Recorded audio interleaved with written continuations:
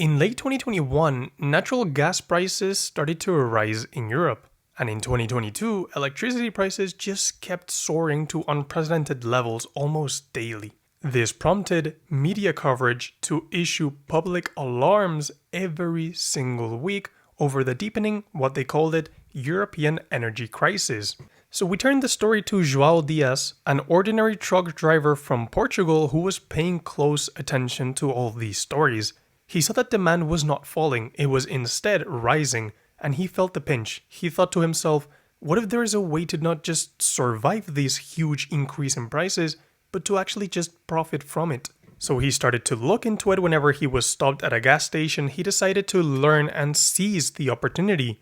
Since he was very confident, he used a very big part of his savings, which was around $15,000, and he decided to do something that most people just think about but never take action on, which was to invest in a natural gas ETF. And he invested so much because he did not think it was a bet. He was investing in a human need that was suddenly in short supply, and he had the unique information that despite this surge in prices, demand wasn't falling, it was actually skyrocketing. So in just 7 months from the time when he decided to buy this ETF, as winter approached in Europe, the European energy crisis, as the media call it, actually deepened, and Joe's initial investment surged from those initial 15,000 to over 55,000. So if we were to map out this investment from 2021 to 2022, this is what it would have looked like. His initial investment was $15,000 late 2021, early 2022, and by late 2022, he had made over 3 times his initial investment in only 7 months. If we were to annualize this investment and we were to actually work out a CAGR return for this investment, it would look like this. This is equal to a 530% CAGR return for this commodity investment. And now, yes, this was what we can consider a trade, but this CAGR is just used to compare this against the general 10% S&P 500 return that we usually compare investments to. And now, do I expect all of us to have this kind of information and this kind of ability and trust in ourselves to invest so much and come out as big winners from commodity investments? No. But I did actually want to find out if commodities were a very good alternative investment and if most investors should add commodities to their long-term portfolio. But before we do, what exactly classifies as a commodity? So investing in commodities actually involves acquiring essential raw materials such as oil, gold, corn, wheat, anticipating to their price changes, which are driven entirely by supply and demand. On the supply side, there are factors that influence price, such as, general supply, considering factors such as production levels, costs, and inventories. Inside supply, I would also classify weather and climate. Some commodities are highly vulnerable to weather as it can limit production for example, crops, or even disrupt energy production and even natural gas production. And then on the other hand, we have factors from demand, which can be industrial demand, customer preferences, seasonal demand, or even geopolitical events where wars, tensions, and even trade restrictions may heavily shift commodity prices. For example, one thing that has been going from the Russia and Ukraine conflict is that Ukraine was one of the world's largest wheat producers, I believe. So due to this war, wheat production and wheat global output has lowered significantly, which has made for wheat prices generally to rise from 3 years or 4 years ago levels. But honestly, who can invest in commodities? Well, they're in the market. You can find ETFs for any of these commodities. So retail investors can invest in these commodities. Commercial investors, which are pretty much companies such as ExxonMobil, Coalmain, or even Rio Tinto, which are companies based in the oil industry, in the food industry, which is Coalmain produces actually chicken eggs, and Rio Tinto, which is just extracting minerals and materials.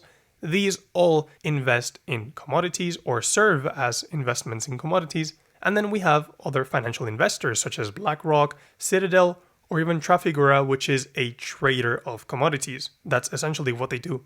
But on the other hand, we have other, and this can be the Fed, the EU, the Public Investment Fund, who all invest in commodities either directly or indirectly.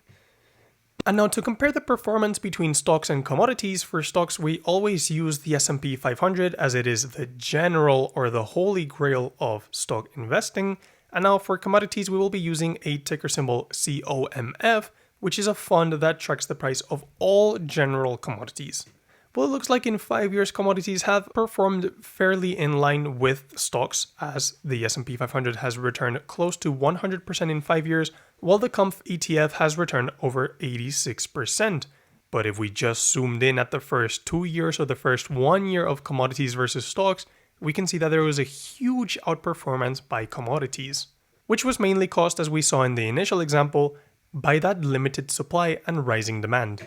But when we compare the performance between these two asset classes in a 12-year period, you can clearly see the difference.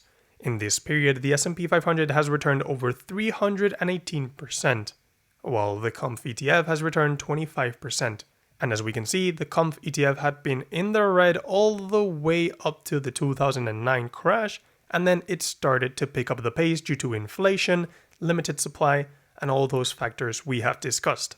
So we could say that stocks are about long-term potential in a growing economy, while commodities can be your short-term hedge when that growth from stocks falters or when inflation surges.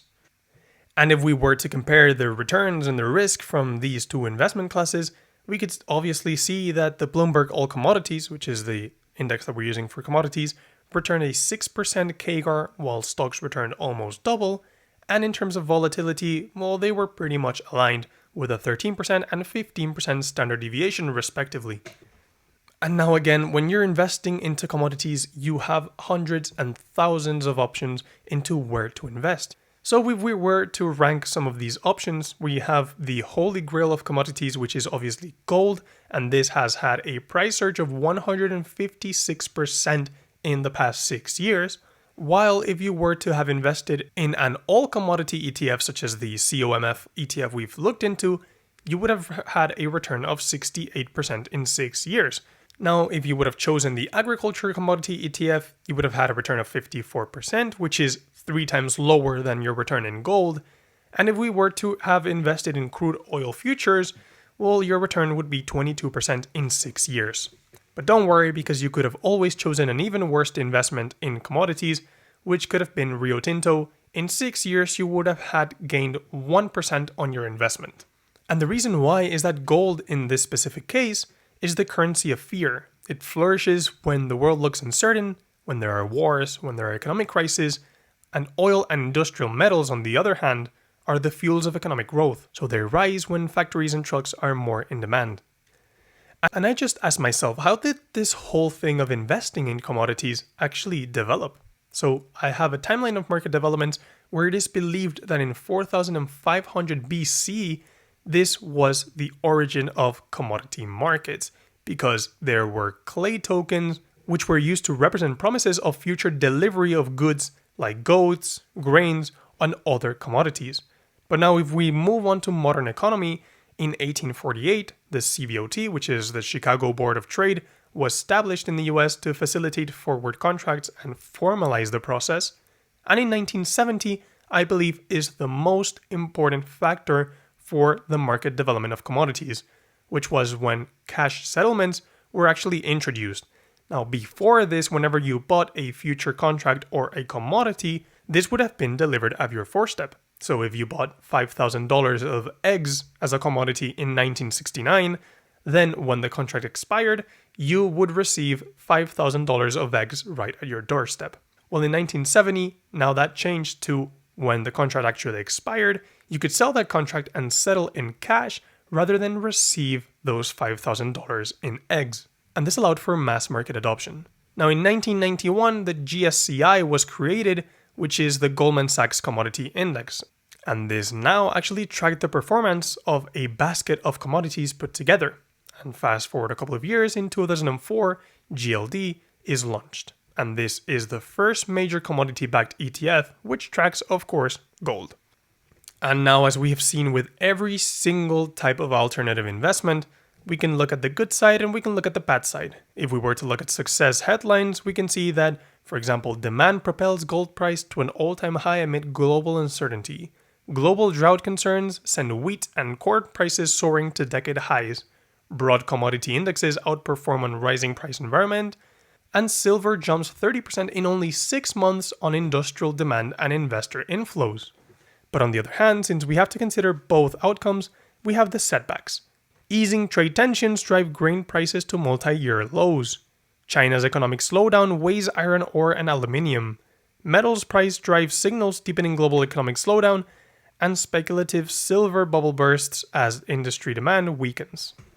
So who exactly is this investment right for? Well, I believe that commodities have a medium potential return, they have a high risk level, especially if you don't know what you're doing, and I would not generally use them as an investment for the long term, except for some commodities such as precious metals. I would say that the max drawdown that commodities can have is actually pretty high, and they do not generate income. I would classify this investment as only for investors who have a high risk tolerance and know exactly what they're doing, unless you're going for the safe haven assets such as precious metals. However, I do believe that they can have some sort of benefits, such as the fact that they're a very good hedge against inflation, that they offer higher diversification for your portfolio, as they have low return correlation with any other type of asset. And the good thing is that with this, you gain exposure to different economic drivers, such as industrial demand. And now I see that potential investor characteristics for investment in commodities can be generally people that can afford long-term illiquidity in case there is a very high max drawdown, people that understand the futures markets, and people that have curiosity and macroeconomic awareness, since it is one of the major impacts against all of these markets. And now in my opinion, there are different types of commodities. It's a very wide array of different investments. And most of them I would recommend to just not go near for a long-term investment. Because any type of agricultural commodity, any type of oil or gas prices, the general trend for the prices of these assets, although there is inflation, is that the prices for these products actually decrease over time. Because over the next couple of years and over the past, new technologies have emerged which have increased the productivity for farmers or for oil miners, which increase supply substantially. And what happens in economics when you increase supply while maintaining demand constant? Well, this means that prices will eventually fall. This is why myself, in my long-term investment portfolio, I only choose precious metals as a correct form of commodity investment, because these to me are more of a safe haven investment, which will always be valuable. So as always, thank you for watching. This has been the Cashflow Compounder. Join the free Patreon for extra content, and I will see you in the next one.